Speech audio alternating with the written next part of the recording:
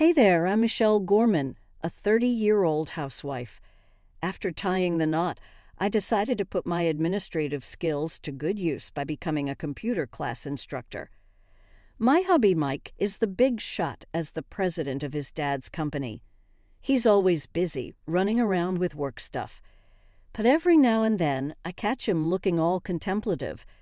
It's those moments when we kick back and enjoy our favorite movie dates that I see him unwind. I feel lighter when I'm with you, he'd tell me. It warms my heart knowing I can lighten his load, even if just a bit. I wish I could offer more than just a listening ear or a shoulder to lean on, but I've always struggled with speaking up, even since I was a kid. I've always been more of a listener than a talker, you know. Luckily, Mike's been my rock, constantly boosting my confidence. My big bro, who's 4 years older, used to be the one looking out for me. Back then, I kinda resented it, but now I see the value in having someone in your corner. Mike has an older brother who serves as the vice president in their father's company. His wife, Mindy, is close in age to me, and we get along well. She's a driven woman, both reliable and kind. I admire how she stands her ground and expresses her opinions, yet she is also understanding and adaptable. Seeing her confront the mother-in-law was truly impressive. However, since they live far away, I regret not being able to see them often. On the other hand, the mother-in-law behaves with the air of a company president's daughter, always confident. Yet her stubbornness and arrogance are evident. Michelle, you're the wife of Mike, the president. You should quit being a computer instructor and fully support your husband, she'd reprimand, overwhelming me with her pressure. Mike would back me up then, but she'd remain displeased. I sometimes felt relieved we lived apart. I hoped for a peaceful life with Mike and eventually to be blessed with children. But suddenly, Mike's father passed away from a heart attack. The news was so unexpected it was hard for everyone to accept. Yet Mike and his brother had to think about the company's future. Mike decided to stay in New York for a while. I returned home and waited for Mike's call. With the added responsibilities on the two of them, I was worried. After discussions with his brother, it was decided Mike would transfer to the New York headquarters. His brother became the president and Mike was appointed vice president. We searched for a house in New York and settled on a pre-built single-family home. Although it was a bit far from the station, it was in a less urban area, providing a sense of security. The house had good sunlight, promising a comfortable life. With Mike having to work late due to the handover tasks for a while, I made sure to create a comfortable environment at home so he could rest properly and prepared lunches considering nutritional balance. I wanted to do everything I could to support him.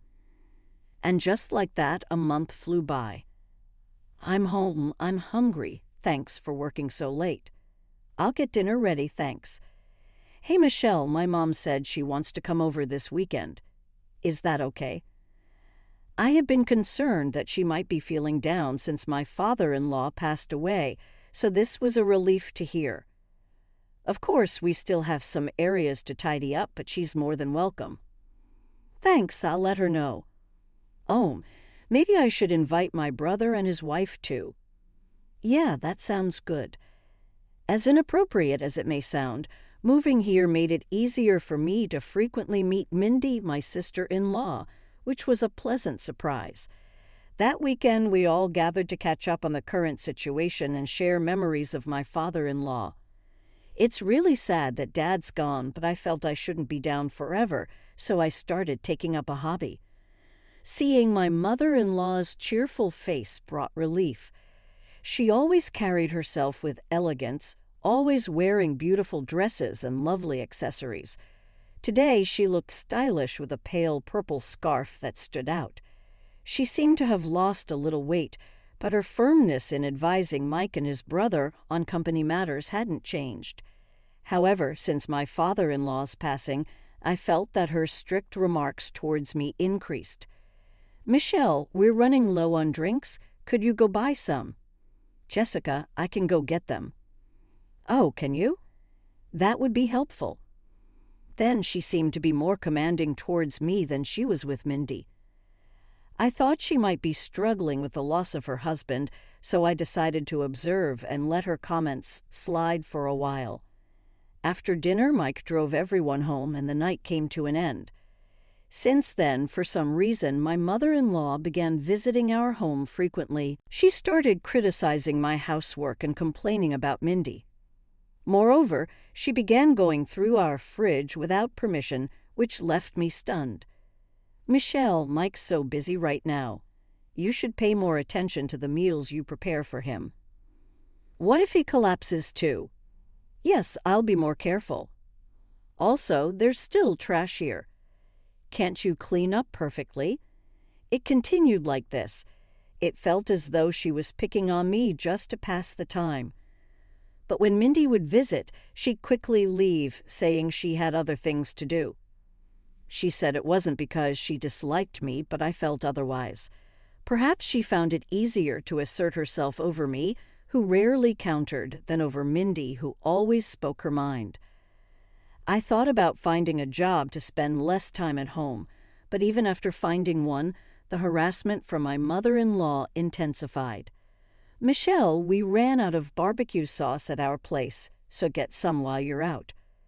"Oh, I brought a container with me, so let me take some leftovers." Her audacity sometimes left me dumbfounded. She could just as easily buy premium ingredients from an upscale store. Then an incident occurred. A necklace I cherished disappeared. It was a keepsake from my mother, which I had kept safely on a shelf in my room. The only person I could think of was my mother-in-law, who frequently visited. Though I didn't want to suspect her, she often looked around our home and probably knew where most things were. Despite searching everywhere, it remained missing. So I decided to ask her about it. That's when she responded with a fierce yell, "You probably lost it yourself. How dare you suspect me? What kind of person are you?" "I'm sorry, I searched everywhere I could think of, but I couldn't find it. It's a keepsake from my mother, and it means a lot to me." More than the anger I felt towards being accused, I was devastated about losing my mother's keepsake, and tears began to roll down. "I don't care, it's just a necklace. Why don't you just have Mike buy you a new one?" I realized she wouldn't understand my feelings and decided not to discuss it further. However, incidents kept occurring where money from my wallet and other items around the house would go missing. Though I kept a watchful eye on my mother-in-law's actions, I never saw her take anything. Confused and emotionally exhausted, I confided in Mindy, who asserted that my mother-in-law was definitely the prime suspect. No one else had access to our home.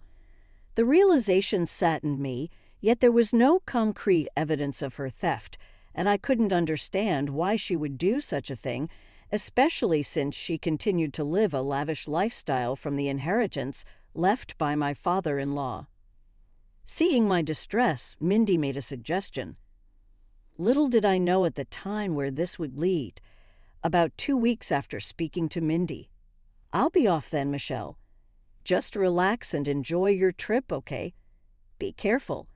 Mike and his brother were going on a business trip to meet with a company from another state." Knowing about their trip, Mindy thought it might be a good time for us to take a break and invited me on a short vacation. Having been mentally and physically drained recently, the idea of a getaway was appealing. I packed early and placed my travel bag near the entrance, waiting for departure time. Suddenly, the doorbell rang. Wondering who it could be, I checked the video feed to find my mother-in-law. Not only her, but she was accompanied by several others. "Hello, Michelle, I brought some friends. Please open up." Opening the front door, I found my mother-in-law and about 7 of her friends, all carrying large bags. Were they going somewhere? "We're staying here tonight. Make us comfortable." Excuse. Me, didn't I mention it? We're seeing a play nearby tonight, and since it ends late, we're all staying here. This was news to me. My departure time was approaching. "Oh, did I inconvenience you? I heard from Jessica that you were open to having us." I hadn't heard anything of the sort, and it seemed she was making up the story as she went along. Growing increasingly frustrated, I replied firmly, "I'm sorry, but I wasn't informed of this. And I have plans." To my reply, she looked taken aback. "But you'll be back soon, right? We'll drop our bags and head out for a bit. Just prepare dinner and sleeping arrangements for us." Ignoring the fact that I had plans, I knew I couldn't let this slide. "I can't. I'm going on a trip." "A trip with whom?" "With Mindy." "Oh, just with Mindy. You can go any time. We've come all this way just for today." "How long are you going to make us wait?" Just then, I noticed something glinting around her neck. "Wait, that necklace you're wearing." To my astonishment, it was the same necklace that was a keepsake from my mother. "Jessica, where did you get that necklace?" "Why, it's just one of my collections. Is there a problem?" she answered with a smug look. "That can't be right. That necklace is a limited edition, and not many are out there." While I was exchanging words with her, Mindy arrived. "I was wondering why you didn't show up at our meeting place and didn't contact me. So this is what was happening." "I'm sorry I couldn't get in touch." Mindy, seeing my expression, instantly knew something was amiss. "What happened?" "I got upset because the necklace she's wearing is the same one as my mother's that went missing recently." "Oh, the one you kept in that box." Mindy purposefully said it loud enough for everyone to hear. Suddenly, my mother-in-law, trying to keep it from her friends, whispered to us, "Can you stop this? It's embarrassing." "Do you want to accuse me of theft?" "Yes, honestly, I find it suspicious," Mindy answered firmly. "Do you have any proof that I stole it?" "It's embarrassing having such unreasonable daughters-in-law. Please don't make a scene in front of my friends." With that, she turned back to her friends with a smile. "Well, let's go inside, everyone." As she attempted to move inside, I remembered something. The initials, my mother's initials, are engraved on the necklace. "Jessica, can I have a look, please?" Mindy quickly went behind her to check. "Enough of this. What's your mother's name?" "It's Kate Young." "So the initials should be K.I. There it is, the initials K.I. The friends looked horrified and stepped back. "Stop this. I didn't come here for this. Let's go, everyone." The friends, sensing the tension, quickly muttered, "We're not involved," and headed towards the subway. "Wait, it's some mistake." As she tried to follow her friends, someone stopped her. "What are you doing here?" "Huh? Weren't you supposed to be on a business trip?" Standing there was Mike. Turns out Mike's business trip was actually scheduled for the next day. To investigate his mother's actions, he had purposely given her a false date. Mindy had informed Mike about the missing items from the house after I had confided in her. Initially, Mike was skeptical, but upon visiting his childhood home and noticing several items identical to ours, he began to suspect theft. However, without evidence, he knew she could easily deny it, leading him to come up with today's plan. Inviting friends for an overnight stay was unexpected, but he was certain his mother would visit if she believed he wasn't home. "What do you want at our house?" I was just leaving. As she tried to leave, I stopped her. "Give it back. That necklace. Isn't that necklace the keepsake from Michelle's parents? Why do you have it, Mom?" "It's not what you think. I found it in my purse. Michelle must have set me up." Seemingly fearing the disadvantageous position she was in, my mother-in-law suddenly shifted the blame to me. "Do you really think such a lie would work? There's no way Michelle would do something like that. First, give the necklace back to Michelle. We'll talk after that." Reluctantly, she took off the necklace, threw it on the ground, and tried to run away. "Hey, wait. The three of us tried to chase her, but stopped shortly. We no longer need to. Huh. Why? 10 police officers stood in front of her. I, too, was unsure about what was happening, just staring at the bizarre scene. Then one of the officers said, "We received a report from a local resident. They said someone who seemed to be causing a ruckus here was often seen entering this house when the owners were away. They asked us to come quickly." "What are you talking about? I'm the mother of the son living here. Getting the police involved in a family matter," my mother-in-law retorted, looking annoyed. "Wait, what do you mean she entered when we weren't home? I never did such a thing. I always come when you're home." When we asked the police, they mentioned that someone had witnessed my mother-in-law sneaking into our backyard, likely using a spare key to get inside. Indeed, we had a spare key hidden beneath a plant pot in the backyard. This realization gave us chills and also explained the missing items. Mike had considered this possibility and was planning to observe her actions while we were out today, but he never expected to find out the truth in this manner. "Mom, why were you coming into our house when we weren't home?" "It's all lies. You're going to believe some unknown person's story." "But you did have my precious necklace, didn't you?" "I told you I found it in my purse." One of the officers stepped in, saying calmly, "Let's talk about this at the station." "But I didn't do anything, Mike. Say something." "Mom, stop this. I can't understand why you did this." Upon hearing her son's words, my mother-in-law collapsed to the ground. But just when it seemed like she had nowhere left to run and was feeling defeated, she suddenly flew into a rage.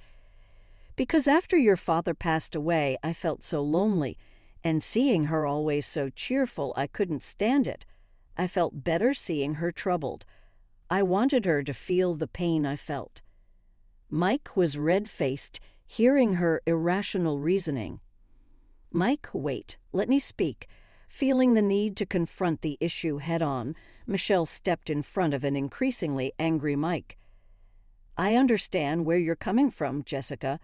Perhaps I've been neglectful by always brushing off our talks. However, stealing is a different matter entirely. Did you want to upset me?"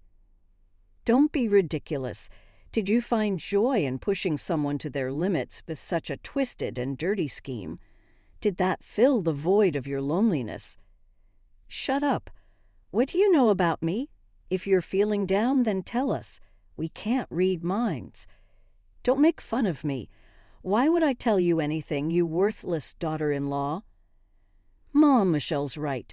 Seeing the situation wasn't progressing, the police intervened, suggesting they move to the station.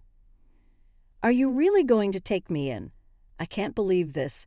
Despite her resistance, given the eyewitness accounts of the unlawful entry and the suspicion of theft from possessing my belongings, the police decided to question my mother-in-law, and so she was promptly arrested on charges of unlawful entry and theft.